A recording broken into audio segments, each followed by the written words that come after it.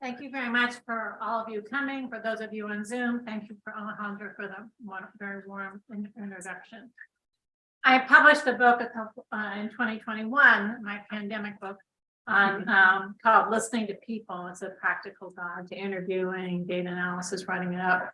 And in there, I encourage people to think of research as an emerging process, and that included giving talks when you're in the middle of data collection.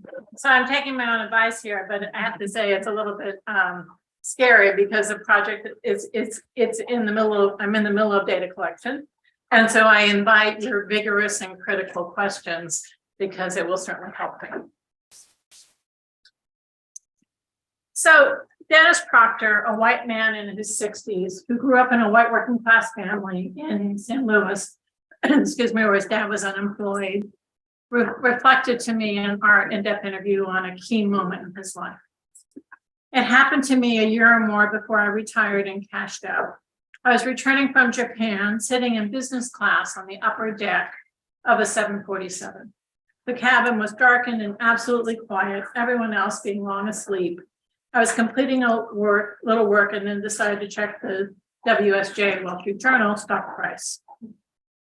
Well, the stock price was impossible to ignore. I hadn't done the calculations in a couple of months.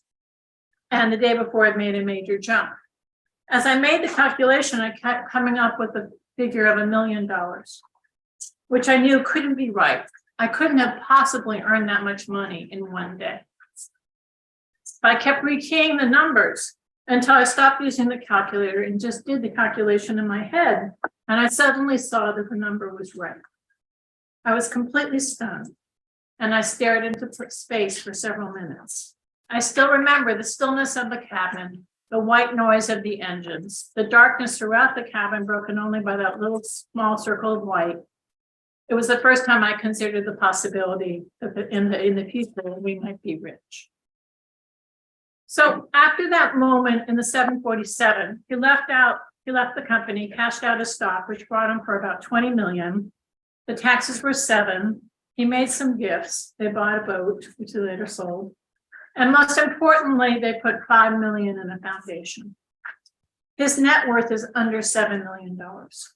The foundation does not have any staff. He and his wife essentially control it. They do not advertise or take any proposals. They select all the projects. He was hoping that his kids would be more involved, and they and their spouses are on the board, but that hope has not been realized. I asked, do you get together for family foundation meetings? We do. We probably don't meet as much as we should. The kids are engaged, they're busy. I would say they're not as engaged as I would hope they would be. Most of my philanthropy comes from Susan and I. Mr. Proctor considers himself to be rich. I consider himself to be wealthy, but the Survey of Consumer Finance, which has a threshold of around $11 million, would not include him.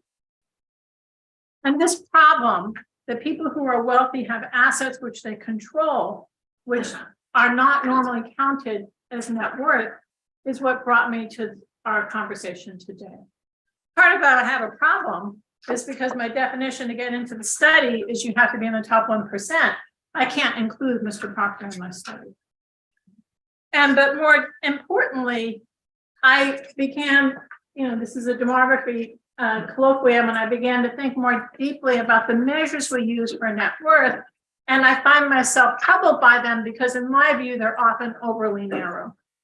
They don't look enough at asset control over assets that the IRS would not consider part of net worth that people effectively control, which includes philanthropy.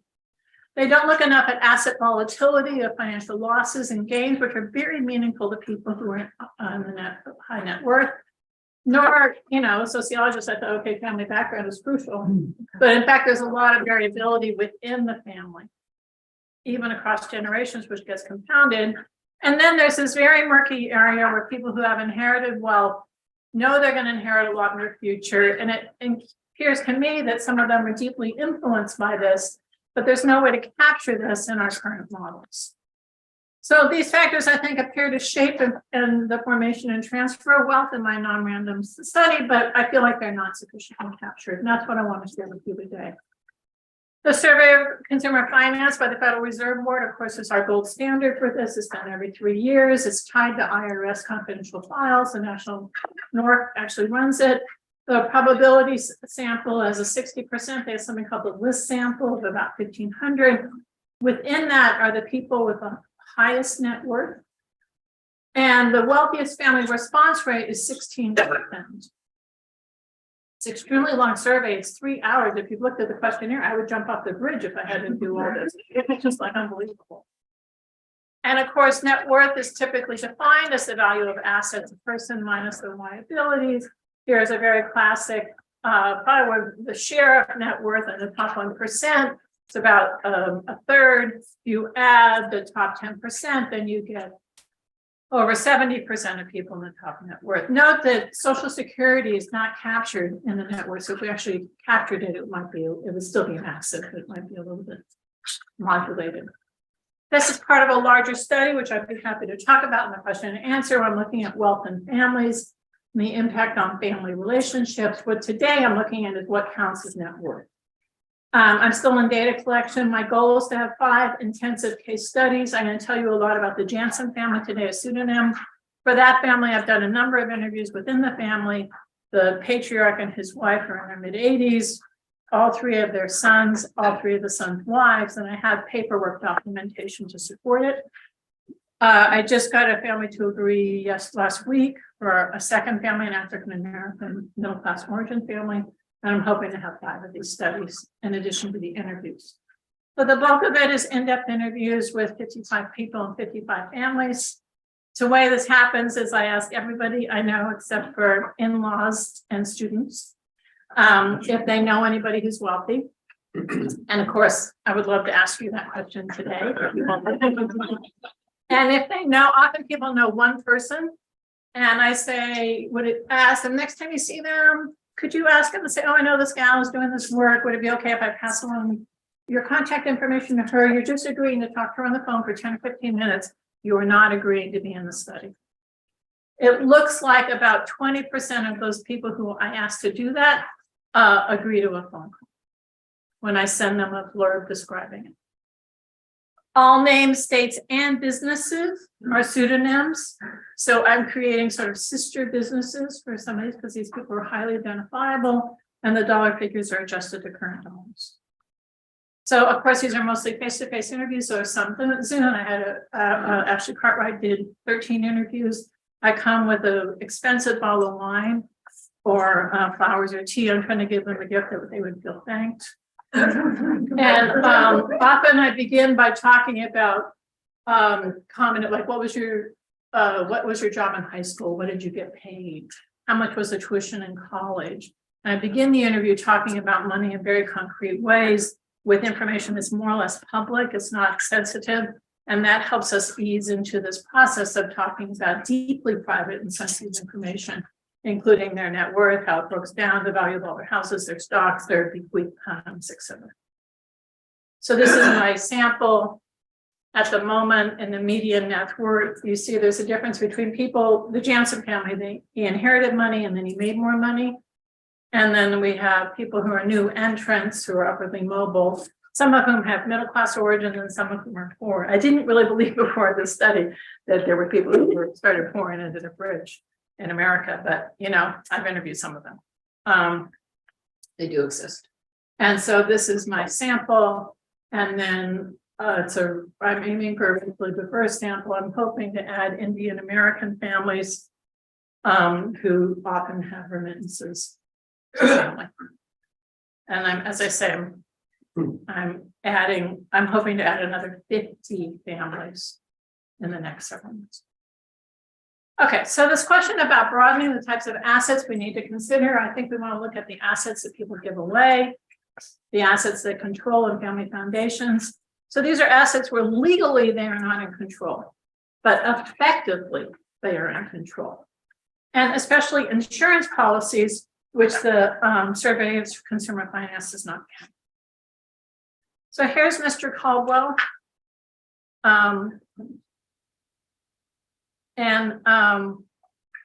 He grew up in an upper middle class family. He went to a school similar to USC. And He benefited from the structural change in the US economy in the post-World War period. He began buying real estate in Southern California and the business grew. He would say he's had 3 careers, and the last one is as a philanthropist. So his current net worth is around 100 million, and he, in addition, has given away 75 million. But there's just no record of this in our national statistics. Now, there aren't that many people who are that philanthropic, but they are. And at dinner last night, we were talking about these rare but nonetheless powerful events where faculty are asked to change grades for donors, kids who are doing poorly. We certainly know that donors can influence college admission for a number of people. So it's not that philanthropy never does yield benefits or transfer of power in crucial ways. And yet, so this, I think, needs to be part of our constituent network. And Mr. Caldwell said, John Thomas is a pseudonym, but he said when he was approached by Warren Buffett to sign the Giving Pledge, he said, I'm not going to sign the Giving Pledge. You guys are a bunch of hikers. And I guess Buffett said, well, what do you mean? And he said, I've already given away half my net worth. The Giving Pledge, you should give only half of your net worth. So you keep the other half. And these people are more like 60, 70, 80% of net worth. And as I'll show you, Nick Jansen plans to give away a huge amount of his net worth, unlike his brother. Moreover, Jerry Jansen, who's in this family, the federal law in 2001 was 650,000. And after that, you were vulnerable to a state tax, which is around 40%. Now it's gone all the way up to 11.7 million. But Mr. Jansen was having trouble sleep at night because his financial guy says, look, if you go down on a plane, you can't even pay a state tax because you're not going to be able to pay this. So in the end, he was in his 60s. He said, but even through his whole life, he said, for years, I was keeping my net worth down by gifting the daylights to the kids. And when you gift to the kids, it's very sophisticated and esoteric financial planning. It's called a sale to an intentionally defective trust. It's a mouthful, he laughs. So in that way, we had Philadelphia lawyers keep helping move a few million down to the kids.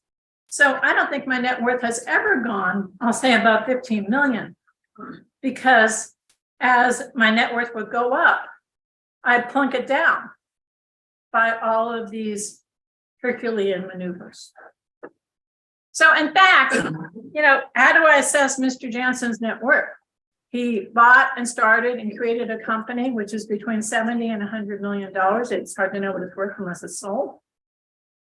He has 14 million today. He has a second to die trust, which is when you both die, the money, you put in some money, it grows over time. You designate where it's going to a charitable endeavor. It's not part of his net worth, according to all the legal structures, but he dictates where it goes.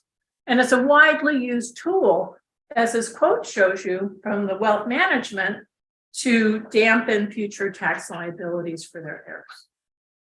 And so the whole point of all these people, and Doran Schiffer-Seba, who graduated from Penn, now is assistant professor at Northwestern, and he has a book project where he did observations in a family office. And so all these people have all these different trusts. There are different family members who are president of this and secretary of that, and there's a very elaborate paperwork to keep them legal with the federal government. But informally, people are running their own trusts. Legally, they're not. And so it's a gray area, but there are many other tax strategies as well. And so these are sort of the issues that I want us to think about, that the issue is not so much legal ownership, but control. The foundations, donations, second to die policy, power. This is more an issue, obviously, for the top 1%. It's not an issue that comes up with the rest of the population, but the top 1% controls a lot of wealth, which we just saw. And the fundamental point is that there's a longitudinal nature of net worth, and that net worth has a temporal nature that is different at different points in people's lifetimes. And it's by tracing the time, changes over time, which is key. Most unfortunately, the survey of consumer finance does not look at the same people over time. So to my knowledge, there's no longitudinal research for people in the top 1% in a national data set. And then, of course, people like the PSID, et cetera, doesn't have enough cases at the top. The health and retirement study does follow people on a longitudinal basis, but also has limited cases for the top 1%. So now I want to talk to you a little bit about what I call volatility and variability. Volatility in income is recognized by the Survey of Consumer Finance, particularly for top earners. But I think there's been less attention to this issue in sociological research. And a key one is financial losses. Virtually every person I have interviewed has lost money, and often in a highly fraught and emotional way that is traumatic for some of these people. And in some cases, it appeared to influence future action. It certainly impacted future relationship. So these financial requests, they're just ubiquitous. And so here's Jacob Katz, who has inherited wealth, which came when he was 18, his 110 million. His father was in tech. And this issue that people who you're friends or people you're social ties with request loans. And so he had this business partner. He said, well, there's one friend I did this first deal on, and that basically destroyed the friendship. Because he and his partner, who was supposed to be developed one parcel, and then there was a second parcel, and they were fighting with each other, and they just never got around to it. So I finally said, look, what's due to me is more than what your equity will ever be. So just turn this piece over to me. We'll call it even, which they did. But then 2 weeks later, the city bought that parcel from me for $2 million, which I didn't know at the time was going to happen. But it did because they wanted to park. And he was very upset about it. At some point, he made this comment: money means more to me than it does. Money means more to you than it does to me. So it kind of destroyed the whole thing. Subsequently, he lost money to this family friend. He had a couple more projects. He ended up stealing a couple $1 million out of this. Another loan, he never paid it back. He hid the assets. Altogether, he lost $3 million. And he said, it wasn't going to kill me, but it wasn't fun. And I'm sad that I'm not the only one to do it. It was very disheartening. There was a lot of anger and disappointment. And then more importantly, he found that other people were asking him for money. And so he said, he's in a group of poker guys. He said at that point, 4 out of 7 have asked for a loan, which they paid back. And one time he was out of town, and his lawyer called his assistant and said he needed a loan for $60,000. And the assistant sent it to him. And when he came back, he was angry about this. And he said, I wouldn't have given it to you. I'm not your ATM. And so this issue that people are always looking at you to see if you can help them. And many other studies of rich people show that it's hard for them to build a trusting relationship because they don't know what people want from them. But this issue of volatility also happens with this upwardly mobile couple, Rand and Tracy Rogers, who were working in corporations and doing real estate, very anti-tax, very libertarian, ended up moving to Puerto Rico, which does not have capital gains tax. They're not citizens. I mean, they can't vote anymore because they have residence in Puerto Rico. So he said, well, I tried to make it in the stock market without any training. And I didn't do that well. And I didn't want to go to school to learn it. So I took the $200,000 losses and I just put the rest in the project flip in Puerto Rico, and I made back $235,000. And then I had this business partner that stole $400,000 from me. That was a tough one. I got half of it back. And I asked, and the other half? Poof. I say, poof. How did that make you feel? He said, it's always the same. You feel horrible. And I had some contractors where I gave them a deposit and they didn't honor the deal. And that also made me feel bad. So his current assets are around 13 million. He's lost over 400,000. Tom Jansen, who was in the family, described when he was 14 mowing lawns and saving up his $5,000. And he bought stock. His dad also put $5,000. and I bought a new company on organic baby clothing. Expanded very too rapidly, and went bankrupt. He lost his $5,000. And he said it was absolutely flushed down the toilet. And every time I've interviewed him, he's brought up this story. And it was a very powerful life experience for this 14-year-old. Because it had taken him, a few years to earn that $5,000. And it was a deeply memorable experience. But the issue of volatility isn't just for people who had problems with losses. It's also a constant worry for people who are even successful. So Nick Jansen, as I'll tell you about in a second, he started a biking web retail business that his net worth is around 185 million. He sold bike helmets for many years. He owned 89% of the company.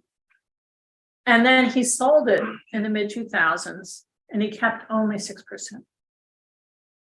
And he said, and the company went on to make money. So if he'd held on the company longer, it would have been different. And he said, they're driving. He said, I'll do what they decide to do, but their goal is to make money. So I said, well, how do you feel about the amount of money left? You left 6%. He said, well, I'd be wealthier had I left it in there, but I also would have carried more stress.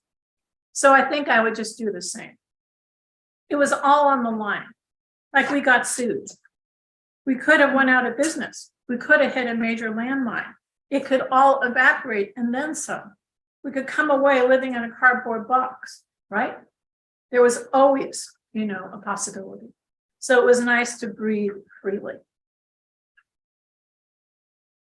So volatility is endemic to businesses, including family businesses. We know that family businesses often do not succeed, especially in transition across generations. There is a pattern of economic uncertainty. There are patterns of theft, betrayal, partner dissolutions, not to mention divorce. And these are integral into the issue of the amount of net worth they have, how they create it, and how they transfer it. And I think this issue of trying to capture this, I think, is an important part of the experience. But there's also this issue of variability. Naive me, family origins are deeply consequential, and mostly in this talk, I'm only talking about economic transfers. I'd be happy to talk about social capital and cultural capital, certainly in the discussion. And there is, you would think, a clear path for transmitting net worth, but it's clearer for some families and for others, for some jobs and for others. And there's considerable variation within families, and of course, it's compounded across generations. And so Sam Friedman and Daniel Lorison in this, great books, Class Ceiling, describe this as the wind at your back.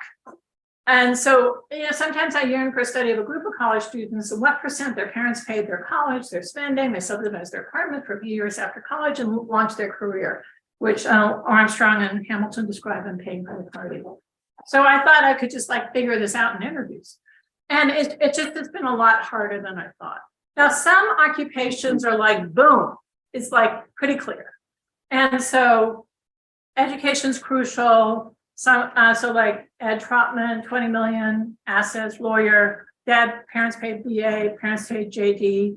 He's a lawyer, works 90 hours a week, partner, boom, clear.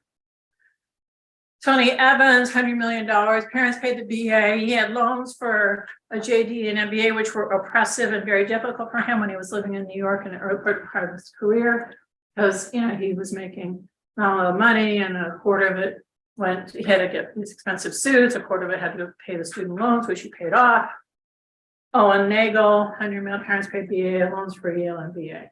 But once they credentialed, they banned their careers. The key economic transfers were in the educational credential process, as far as I can understand. But that's very different for businesses. Businesses just have a different trajectory. There's infusion of capital is key in building businesses. It depends on the timing of when they need the capital and can they get it from other resources. Loans, even with interest, are a crucial asset because often banks won't lend it to you when you're starting out. And so in the Jansen family, you just see these circulating loans and assets within the family, even when the kids are in their 50s. So the Jansen is, I have 5 generations on the Jansen, so interviews only on really 2 generations. All the boys, the 3 boys played college sports together, which was a pivotal bonding experience for this family.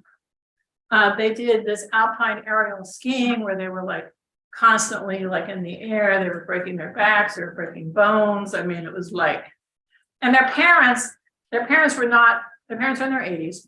Their parents were not doing conservative cultivation, you know, they were buying the wrong kind, even late, they were all like, what kind of skis are those, you know? I mean, and they had, they got the wrong boots. They would go to some of the big races, but it wasn't there. All of them were mediocre students, I would say, including the father. And, but one of the sons described them as driven. An example, 2 of the brothers got together, Nick and Tom. And the first thing they did is they ordered Chinese food. And then they began this game to see about eating Chinese food with their non-dominant hand and who could do better in picking up the rice, you know, and who could do it faster. And so they're like always like, you know, competing with something. So their grandfather was a wealthy Republican in Maine. He was born in 1880, he died in 1940. He had a business which he had 1/2 owner for, involved spinning cotton. He only had 1 child, a daughter, Mr. Jansen's mother. And he was involved in politics. The whole family was Republican. So he was, I'm calling generation 1. Okay. So then his daughter married a guy from the same small town who was a working class family. The parents were fine with the match, Mr. Jansen says. And he ran the factory. And she was a homemaker and volunteer in this small town. But the factory had trouble. And it had trouble, especially making the transition as plastics came in and as the textile industry first moved to the South and then moved to India. So in the end, by the 1960s, the factory was not very valuable and was only valued about $1 million. The mother, who lived to be 100, died with assets of $7 million. Now, Mr. Jansen was managing it, and you know, you can give gifts to people without taxes. It's now $17,000 per kid. So Mr. Jansen, the mother, Mrs. Jansen, could give gifts to Mr. Jansen and his wife for $17,000 each year. And so he was gifting it to them and brought the assets down to $4 million when she actually died. So he married Mrs. Jansen, who was a homemaker and then a teacher. She's 84, they've been married their whole lives. Mr. Jansen's assets are now about 14 million, but that doesn't count the second to die policy, which is 5 million. His brother, however, only has assets of less than 1.5 million. Now, when each boy was young, the father gave them each the equivalent of $150,000 in current dollars to buy a house, free and clear. He offered to put Mr. Jansen up in a car dealership, but Mr. Jansen declined. He didn't want to do that. And when he was starting his business, which involved real estate, he lent him $300,000 with interest, which was a crucial investment in his business at that time. And because the bank wouldn't have let him money. He had a free and clear house. He had 5 kids, and he had this crucial investment when in the beginning of his business. Now, Mr. Jansen's father also set up his brother, who I'm calling Brother Jansen. And he set him up at a restaurant, bought him a restaurant. I haven't interviewed Brother Jansen. I don't really know the deal, but I know that he was fired several times. I know that the mother pressured Mr. Jansen to hire his brother, and it didn't work out.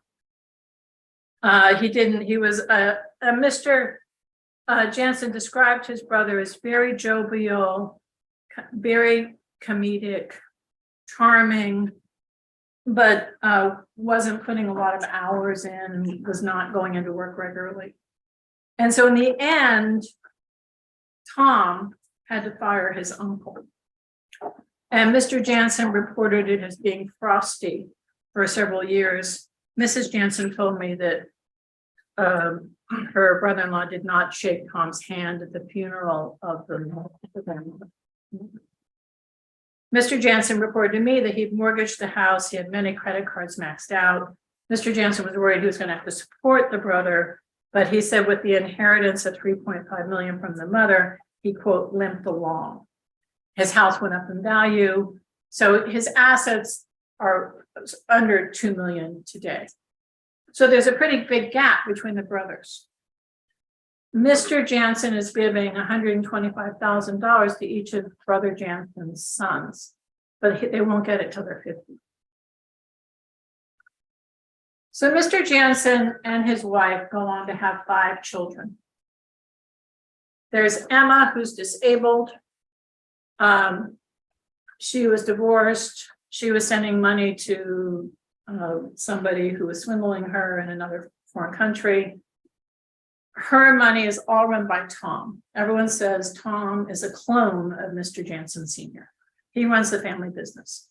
The family business is now an irrevocable trust to all 5 children. So Mr. Jansen doesn't have control, doesn't have legal control, and he actually doesn't have control. The board of directors told him to say goodbye, and he talks to Tom all the time, but both Tom and he report that Mr. Jansen holds his counsel and doesn't get involved in the business. So Emma has 2 children. The boy, everyone says, is terrible with money and gambling, compulsive gambler, they say.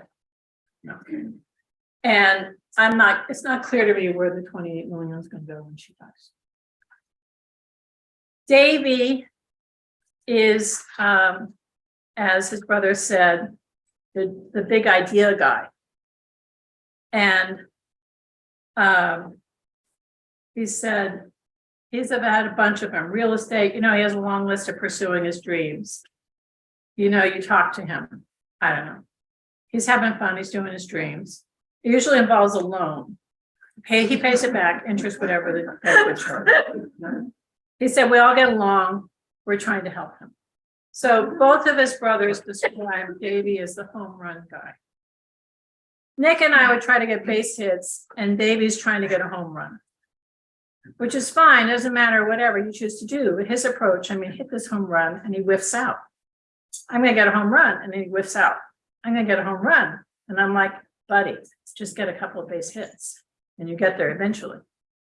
So we're different that way. So Nick has started a new business, and he was pestering his brother. Davy was starting a new business. He was pestering Nick for a loan, and Nick was like not picking up his calls. So then Davy would call the sister-in-law and try to hurt Nick. So there was some family tension around it. In the end, he loaned him about amount of money, which I don't actually quite know how much it is because I haven't talked to him since this happened. But it was enough to develop a full square block of office buildings. And Nick told the parents about the loan. And Davy told the parents he secured funding for his project, but he didn't tell them he'd gotten it from Nick. So assets are circulating within this family in a crucial way. Nick is the one who had this biking business. He has now declined his part of the trust. His assets are about $185 million. Tom was the CEO for Nick's business. And he said, I helped him financial matters. He started this company, got really big. This is Tom talking. And I was his CEO until I couldn't do that from the other side of the country. And I hired my replacement. It was like, you need a professional buddy. So when he sold the business, he was infused with stock, which is why his assets are much higher than the others. And then Susie, everybody said was financially illiterate. She's died tragically in a car accident since the study started. She has a husband who's a lawyer. She had sold out from the family trust over people's vociferous objections. So she only had $9 million, which has now been passed to her children. Okay, so then if we look at this next generation, as I say, I don't really know what's going to happen with Emma. I know that with Dave, his older son has had serious addiction problems, and they've spent a fortune on maybe 10 to 20 different in-house addiction things, very expensive. His ex-wife is from a wealthy family. He has 2 girls now in a second marriage. Nick, crucially, is going to give around 5 to 7 million to his wife, 5 to 7 to each of the 2 kids, equal for the kids, even though they're step, and is going to give the rest away. He has a very serious medical problem, and he's interested in medical research. By contrast, Tom is trying to earn money like crazy for his kids. So he has this long explanation. He said, we're taking advantage of the tax laws, which my wife and most people in Congress don't understand. I'm using the rules, everything is given. They call it a loophole. It's not a loophole, it's the law. If you don't like the law, change the law. I'm following the law. So I'm able to move. Yeah. So I can put $5 million for the kids who are now 5 and 7. I'm going to put it in restricted stocks, so stocks you can't buy or sell, which makes it worthless, but still stocks. And that's where the parts are really blowing my mind.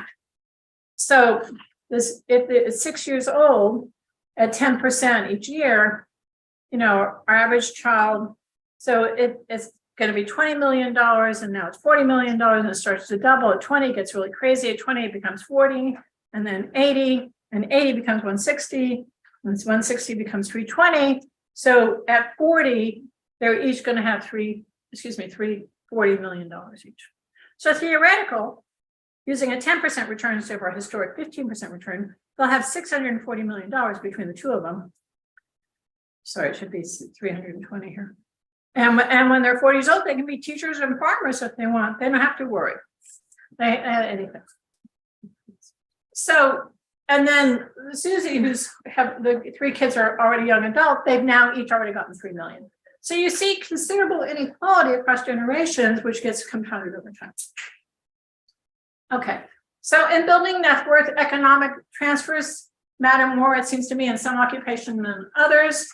They don't seem to be as consequential in some. They're very consequential in business, but there's also variability, and there's also challenges, and of course, historical moments also, of course, are crucial. Let me just make a brief methodological note. I had these long interviews with the families. They just don't volunteer the economic help they were given. They're long narratives of them working hard, and the gifts are just absent. So you need to ask the right question in the right way. It's extremely sensitive. So about 1 through the interview, this long narrative from Nick about how he's helped by sports and et cetera, I said, and how are you paying for rent these days? And then he revealed to me the trust, which he ended up taking out. The trust was $1 million trust when he was 27.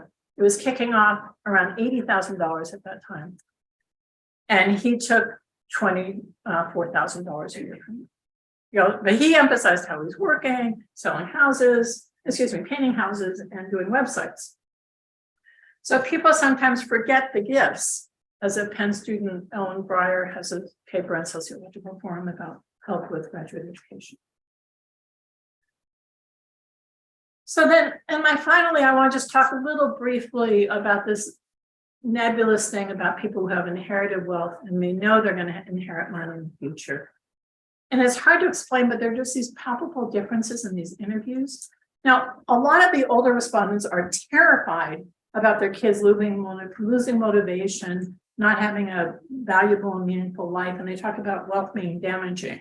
So people talk about it in general about other people's kids. But, I work at Penn. Penn is a very low acceptance rate as Princeton. These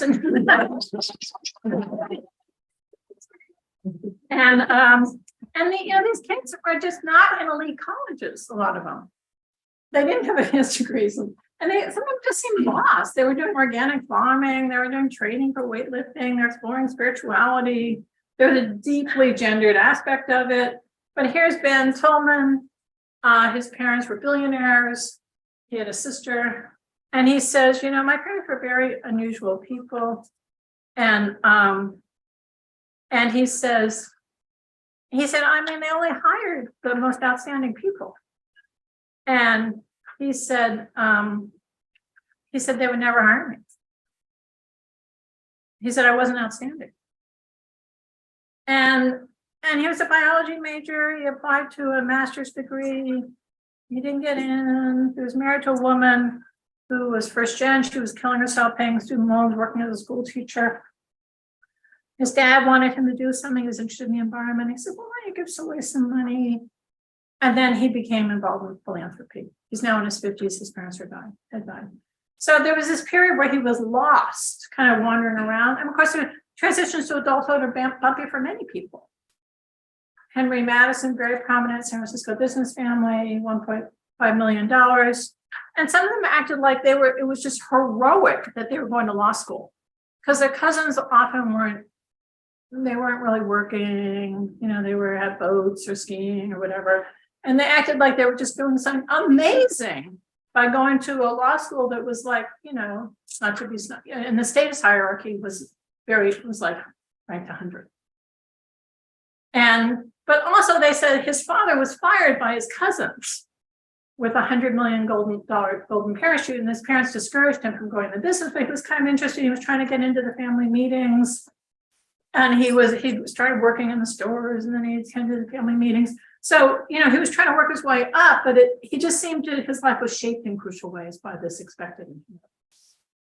And so there was this kind of wandering aspect of some people, which, of course, many people have a bumpy transition. So just to conclude, I think that we know, the importance of net worth and wealth inequality is just powerful. Importance of growing importance of wealth inequality. Net worth is a crucial tool. I think I would like to see us think more deeply about the power and influence that comes from the control of money, even if it's not legally, according to the IRS, including insurance plans, the very strenuous efforts to hide it from the IRS and from tax. Also the contingency and transmission, the volatility of businesses and the variability within family. And then this issue of when people know they're getting net worth and when it shapes their actions. And here, of course, embedding net worth in social relationship. Who gave you the money? And so in the Watergate hearings, Senator Sam Kirby always said, what did the president know and when did he know it? And so what was the economic resource and when did it have an impact? Who did the person get the money from and how did they get it? And the problem here is respondents seek to downplay all of this, to emphasize their own accomplishment, American dream. And so trying to unpack these economic transfers so that future studies of net wealth can understand the mechanisms of sustaining wealth inequality. Thank you very much.